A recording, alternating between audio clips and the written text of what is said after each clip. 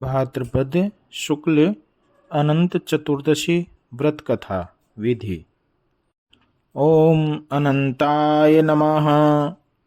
इस दिन भगवान श्री हरि विष्णु की पूजा होती है और महिलाएं और पुरुष एक 14 गांठ का धागा बांध करके भगवान का पूजन करके और अपने सुख समृद्धि की प्रार्थना करते हैं। द्वापर युग में जब पांडव राजपाट हार करके जंगल में भटक रहे थे, अनेक प्रकार के कष्टों को सहन कर रहे थे, तब भगवान कृष्ण ने महाराज युधिष्ठिर जी को भी अनंत चतुर्दशी का व्रत करने की सलाह दी थी और उसके प्रभाव से, उसके अच्छे फल से वो सभी परेशानियों से मुक्त होकर के और उन्होंने महाभारत के युद्ध में विजय प्राप्त करी थी। अनंत चतुर्दशी की कथा भगवान श्री कृष्ण और महाराज युधिष्ठिर के बीच में है, जो सुनने से सब प्रकार के फलों को प्रदान करती है। प्राचीन काल में सुमंत नाम के एक नेक और तपस्वी ब्राह्मण हुए। उनकी पत्नी का नाम दीक्षा था। उसकी एक परम सुंदरी धर्मपरायणा कथा ज्योतिर्मयी कन्या थी, जिसका नाम सुशीला था। सुशीला जब बड़ी हुई तो उसकी माता दीक्षा की मृत्यु हो गई। पत्नी के मरने के बाद सुमंत ने कर्कशा नामक स्त्री से दूसरा विवाह कर लिया। सुशीला का विवाह ब्राह्मण सुमंत ने कौंडिन्य ऋषि के साथ कर दिया।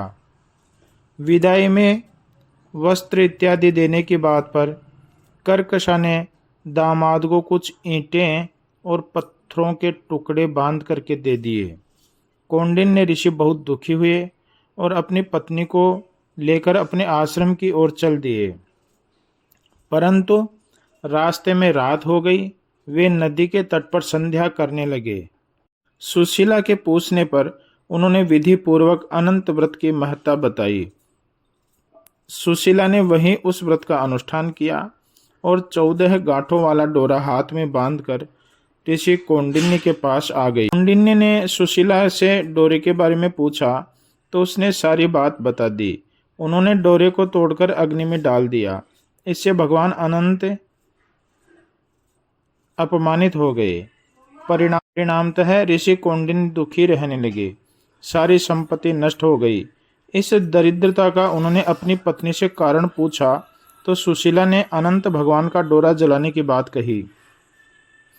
पश्चाताप करते हुए ऋषि कौंडिन्य अनंत डोरे की प्राप्ति के लिए वन में चले गए। वन में कई दिनों तक भटकते भटकते निराश होकर एक दिन भूमि पर गिर पड़े।